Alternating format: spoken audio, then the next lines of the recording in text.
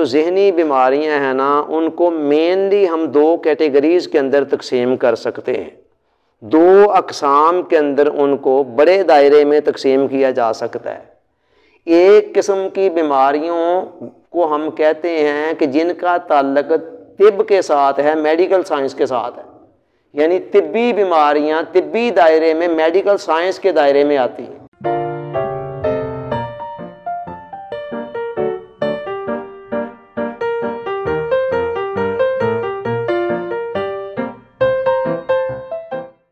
नहमदुहु व नुसल्ली व नुसल्लिमु अला रसूलिहिल करीम, अम्मा बाद फ़अऊज़ु बिल्लाहि मिनश शैतानिर रजीम, बिस्मिल्लाहिर रहमानिर रहीम। रब्बि इश्रह ली सदरी व यस्सिर ली अमरी वहलुल उक़दतम मिन लिसानी यफ़क़हू क़ौली। मुअज़्ज़ज़ शुरकाए बज़्म एतिकाफ़ की इस ख़ुसूसी नशिस्त के अंदर आप तमाम अहबाब को खुश आमदीद कहता हूँ। गुज़श्ता लेक्चर के अंदर हमारा जो टाइटल था वो था ज़हनी सेहत के उसूल। इस ज़िमन में हमने ये देखा कि इंसानी शख्सियत के अंदर ज़हन की अहमियत क्या है, उसका मुकाम क्या है, उसका मर्तबा क्या है, और ज़हनी बीमारियां कितनी ख़तरनाक हैं जो इंसान की शख्सियत की जो डेवलपमेंट है उसको रोक देती हैं। इस लेक्चर के अंदर हम उसी बात को आगे बढ़ाते हुए इस हवाले से कुछ मज़ीद इम्पोर्टेंट बातें आपके गोशगुजार करने जा रहे हैं। जहन में रखें कि जो ज़हनी बीमारियां हैं ना, उनको मेनली हम दो कैटेगरीज़ के अंदर तकसीम कर सकते हैं। दो अक़साम के अंदर उनको बड़े दायरे में तकसीम किया जा सकता है। एक किस्म की बीमारियों को हम कहते हैं कि जिनका ताल्लुक तिब के साथ है, मेडिकल साइंस के साथ है, यानी तिब्बी बीमारियां तिब्बी दायरे में, मेडिकल साइंस के दायरे में आती हैं। ये कौन सी बीमारियां हैं? इंसान के जिस्म के अंदर कुछ बाज़ एलिमेंट्स होते हैं जो एक ख़ास तनासब के साथ पाए जाते हैं। जब उन एलिमेंट्स के तनासब के अंदर कोई रद्दो बदल, कमी बेशी आती है, कोई एलिमेंट बढ़ जाता है या कोई कम हो जाता है नॉर्मल से, तो उसके नतीजे में जहन के अंदर प्रॉब्लम जन्म लेती हैं। जहन की जो साख्त है वो बिगड़ जाती है, सोच के पैटर्न के अंदर ख़राबी आ जाती है और वहाँ से फिर ख़राबियाँ जन्म लेती हैं। मिसाल के तौर पर तिब्बे यूनानी वाले कहते हैं कि जब आपके दिमाग के अंदर खुश्की बढ़ जाती है तो वहाँ से सौदावी अमराज जन्म लेते हैं।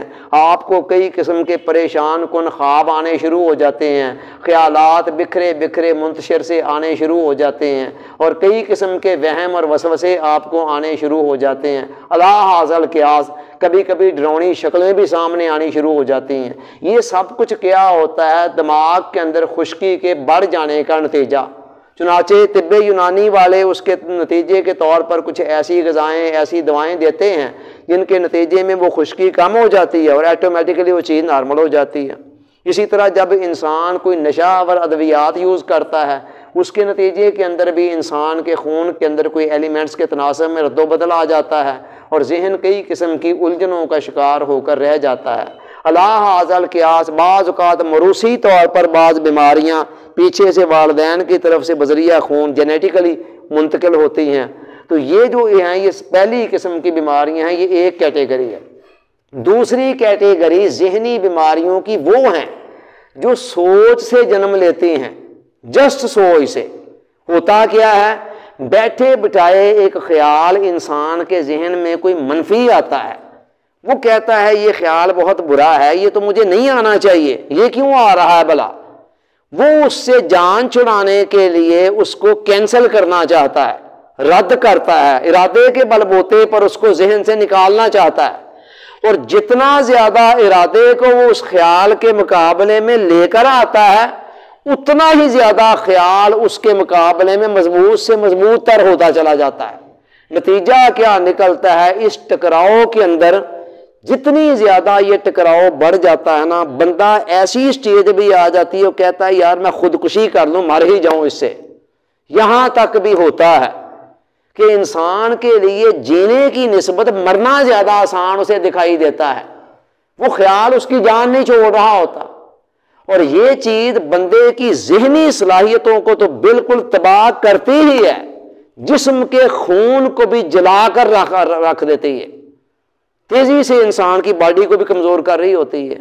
हमारी तारीख का एक वाकया है, बनी उमैया का दौर था या बनु अब्बास का दौर था या कोई और, कि उसके अंदर एक बादशाह ने ना एक बुजुर्ग को कत्ल करने का हुक्म दे दिया। उस जमाने में कोई अदालतों का इतना ज्यादा फंक्शन नहीं होता था, बस बादशाह की जुबान से निकला हुआ लफजी कानून का दर्जा रखता था, उसको पूछने वाला नहीं था।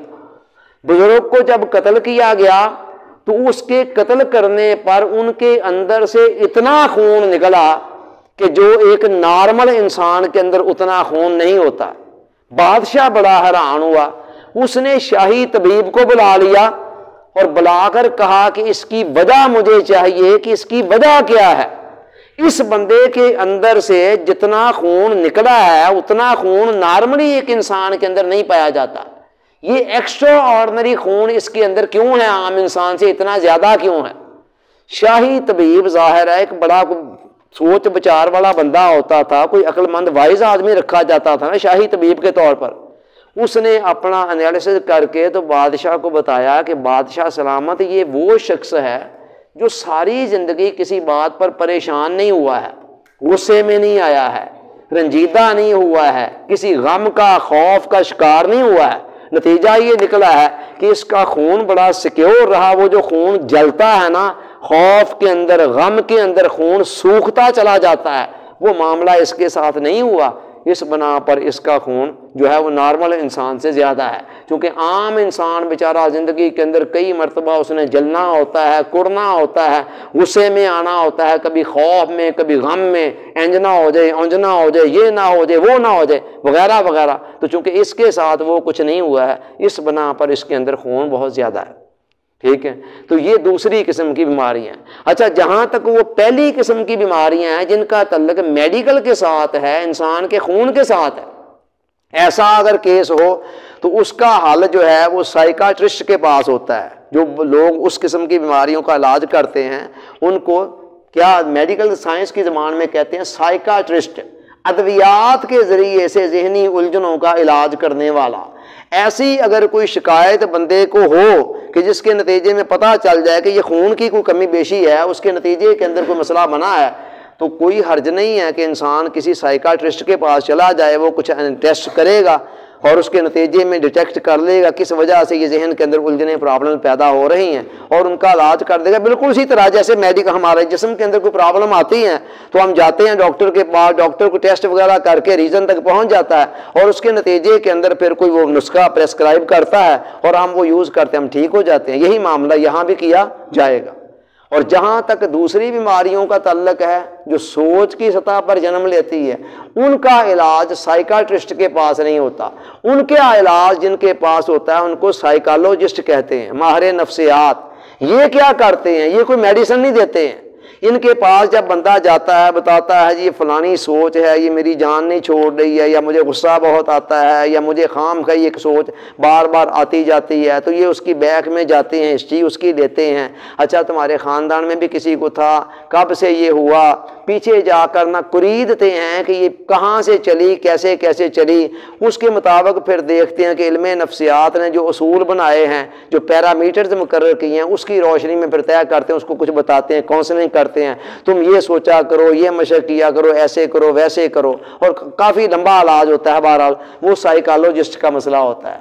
फिर कभी कभी ऐसे भी होता है कि ये दोनों कंबाइन होते हैं, यानी एक बंदे के अंदर मसले का जो मसला होता है ना, उसके अंदर कुछ हिस्सा साइकाट्री का होता है, यानी कुछ मेडिकल के मुतल्लिका होता है, और कुछ हिस्सा उसकी सोच की वजह से होता है। ऐसी सूरत में फिर दोनों इलाज साथ साथ चल रहे होते हैं। साइकाट्रिस्ट अपना इलाज कर रहा होता है, जो उसके हिस्से का काम होता है वो उसको करने के लिए कर रहा होता है, और जो साइकोलॉजिस्ट होता है वो अपने हिसाब के साथ मामले को देखकर उसकी साथ साथ काउंसलिंग कर रहा होता है।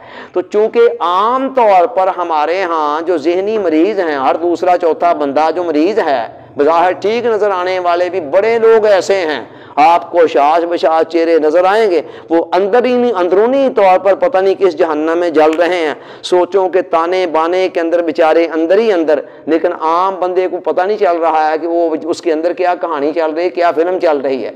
ज्यादातर पेशेंट जो हमारे यहाँ हैं वो सोच की सतह के हैं, साइकोलॉजिस्ट के। और मज़े की बात ये है कि वो बेचारे किसी से इजहार भी नहीं करते हैं। कहते हैं यार किसी को बताया, वो कहेगा लो जी साइको पेशेंट हो गया जी, ठीक है।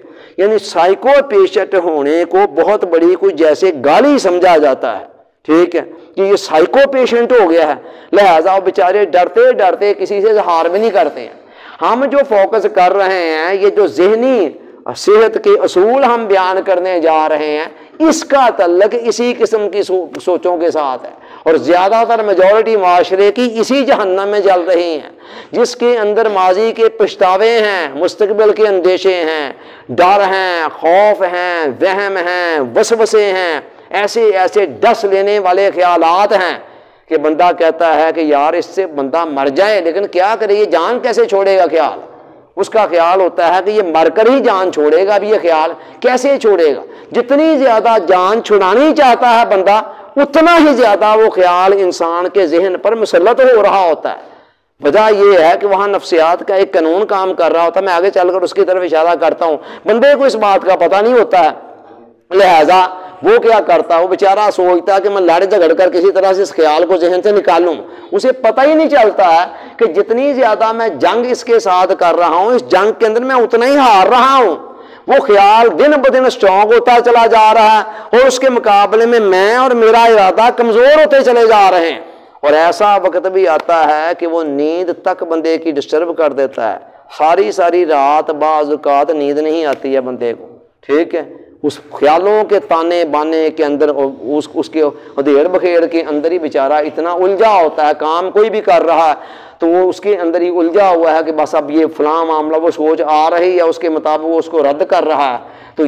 तो इसको हम ले रहे हैं और इसी का इलाज बताने जा रहे हैं इंशाअल्लाह, और बड़ा कीमती और बड़ा अहम नुस्खा बता रहे हैं। अब आप अगली बात ये समझें कि ये जो है ना जहन के ख्यालात, इनकी भी आगे दो किस्में हैं।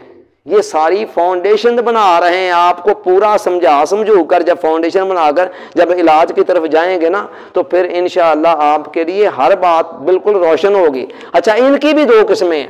एक किस्म वो है जिनके अंदर कुछ ना कुछ हकीकत भी होती है, यानी वो मनफी ख्याल को सोच आ रही है ना, उसके अंदर कुछ ना कुछ हकीकत भी है।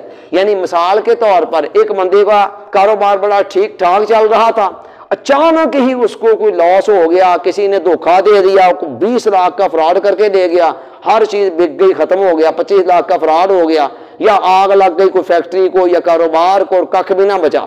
अब उसने क्या किया, वो डिप्रेशन में चला गया, टेंशन में चला गया, एंग्जाइटी में चला गया। हमारी ज़बान में जिसको कहा जाता है यार उस बंदे ने दिल पर ले लिया, ठीक है। मैंने बड़े बंदों को मौत की आगोश में जाते हुए देखा है। इस तरह हार्ट अटैक हो गया, इतना ज़्यादा सदमा शॉकिंग उसको हुए मेरी सारी दुनिया लुट गई है।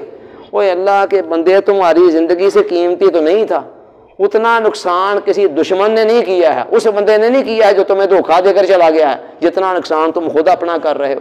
वो तो तुम्हारा को 10, 20, 30, 40, 50 लाख रुपया लेकर चला गया ना, तुमने अपने हाथों अपनी जान ही ले ली है, डिप्रेशन में जाकर, टेंशन में जाकर, या हार्ट अटैक में जाकर, या ब्रेन हेमरेज में जाकर। और बड़े लोग हैं जिनके साथ आए दिन ऐसे होते रहते। तो यहाँ क्या है, थोड़ा सा पीछे एक हकीकत भी है ना, कि कुछ ना कोई वाकया ऐसे हुआ था।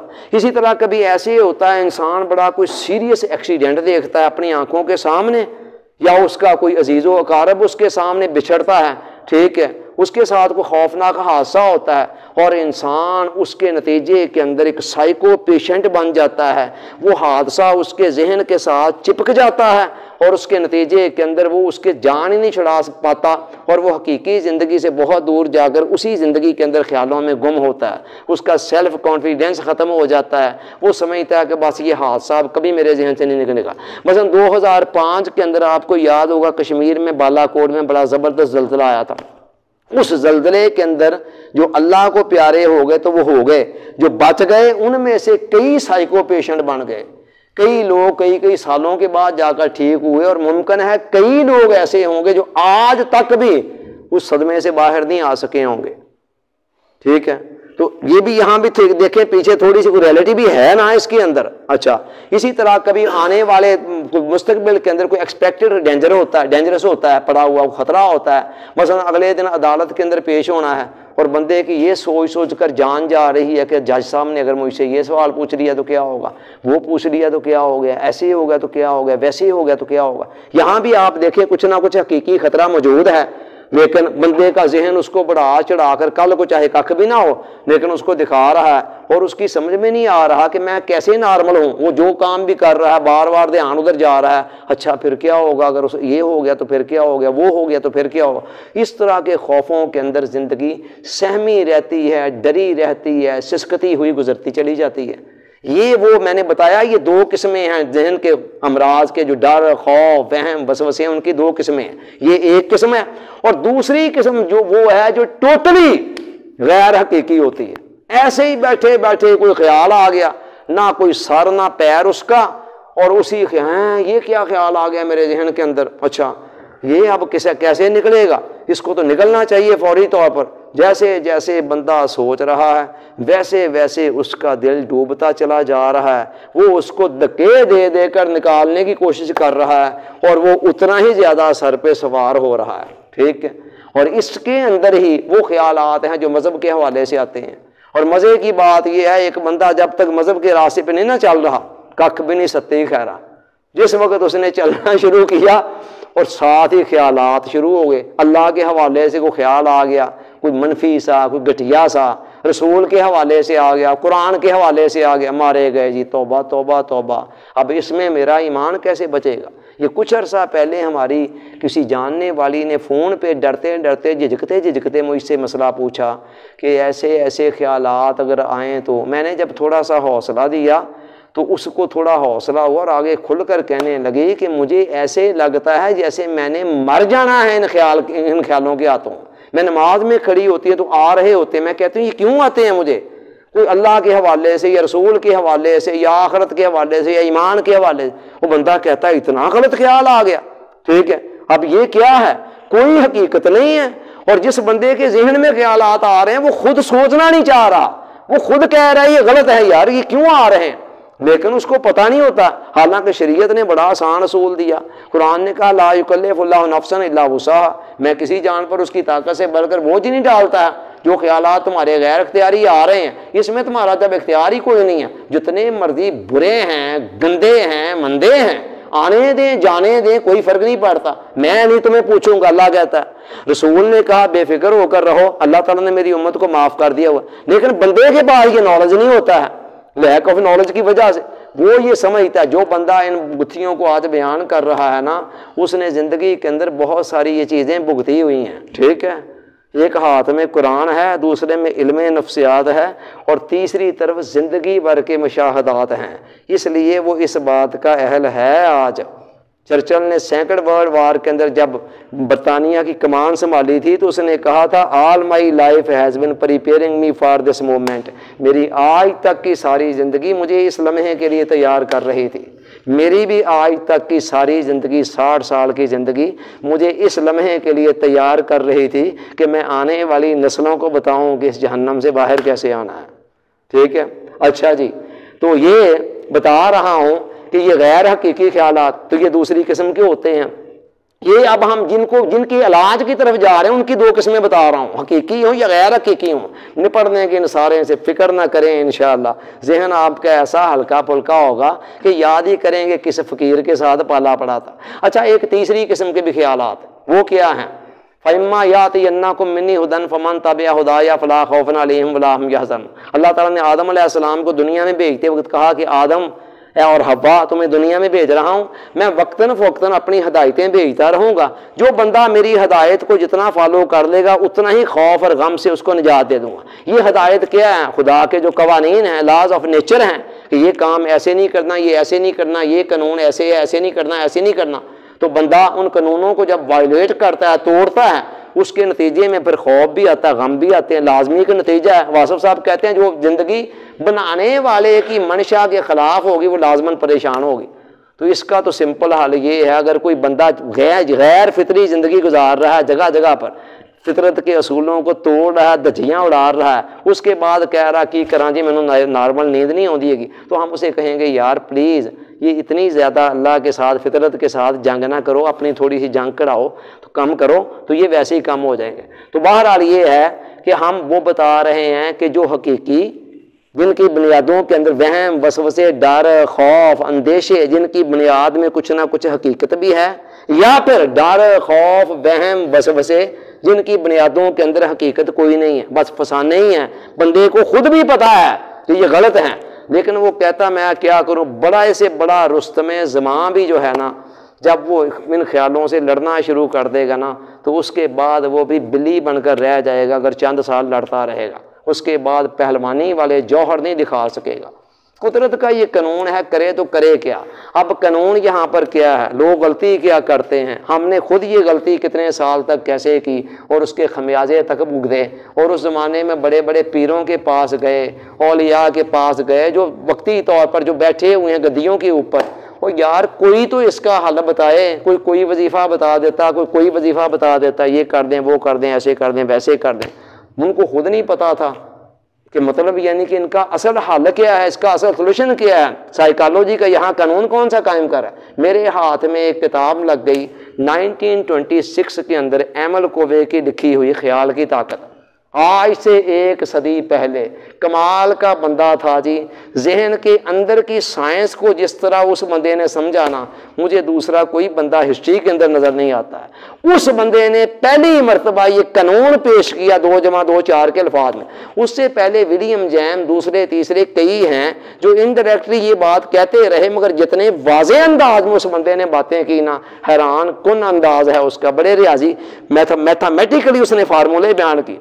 उसने कहा जब भी इरादे और ख्याल के दरमियान टकराव होना है, जीत हमेशा ख्याल की होनी है।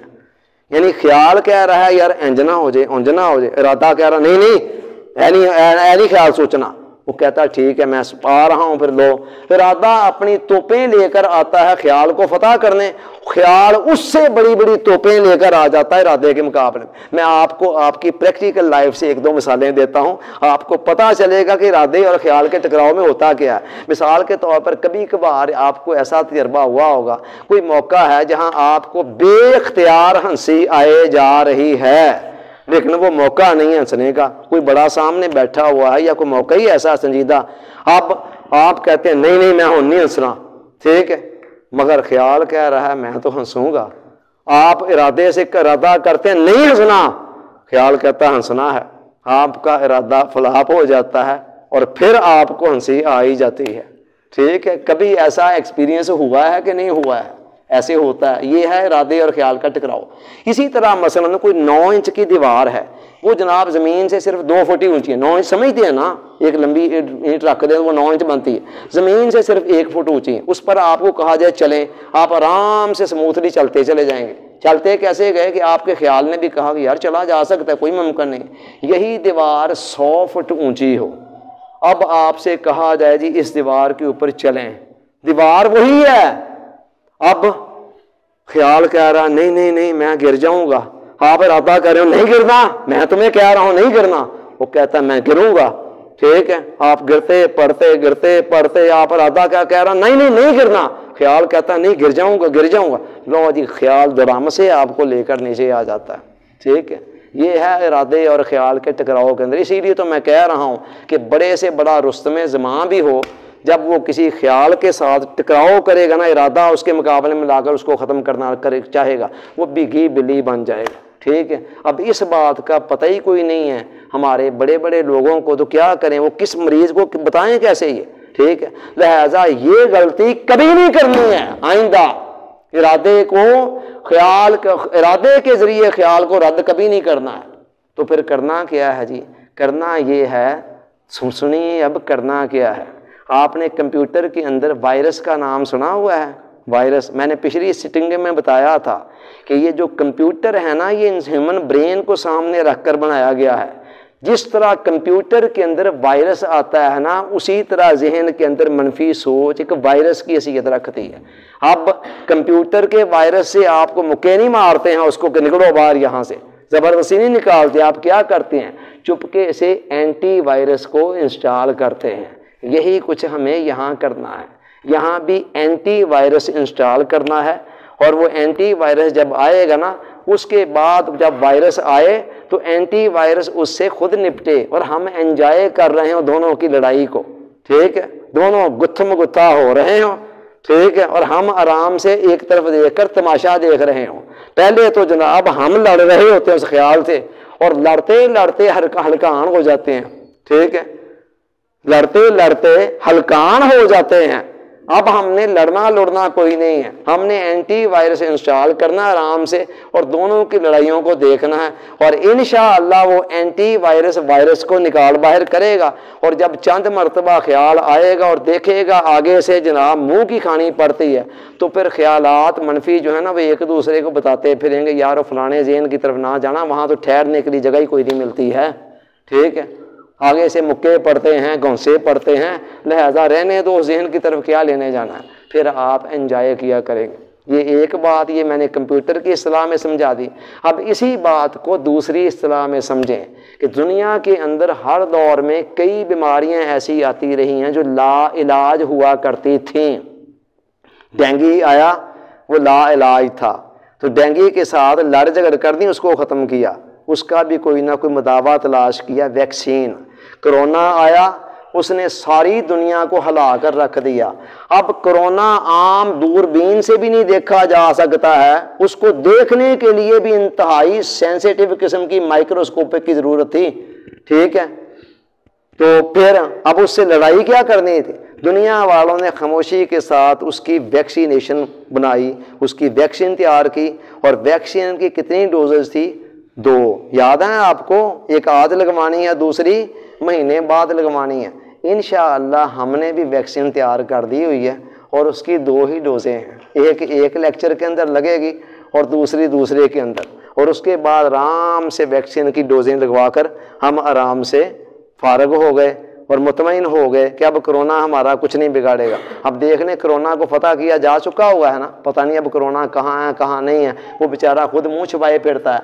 तो लिहाजा अब हमने आइंदा जहन के अंदर जो हमारे जहर भरे हुए हैं ना, कहीं हकीकी और कहीं गैर हकीकी, हकीकी से मुराद जिनके अंदर थोड़ी बहुत सदाकत भी है, मसले मसाइल माजी के पछतावे, मुस्तकबिल के अंदेशे, अंजना हो जाए अंजना हो जाए, ये ना हो जाए वो ना हो जाए, और कई किस्म के गैर हकीकी वहम, वसवसे, खदशे, अंदेशे, परेशानियाँ, टेंशनें जो जहर की तरह हमारी तख्लीकी सलाहियतों का भी गला घोंट रहे हैं और हमारी जिस्मानी सलाहियतों को भी तबाह बर्बाद कर रहे हैं, हमें डे बाई डे कमज़ोर करते चले जा रहे हैं। यहाँ पर ज़िमनी तौर पर आपको एक बात बता दूँ, ना लाखों में मिले ना करोड़ों में मिले, ठीक है, ये ज़िमनी तौर पर बता रहा हूँ, इजाफी तौर पर चुंगे के अंदर मुफ्त में समझ लें, बोनस समझ लें कि बंदे को कमज़ोर करने वाली मेन चीज़ें 3 हैं, चौथी हर चीज़ इनसे नीचे है।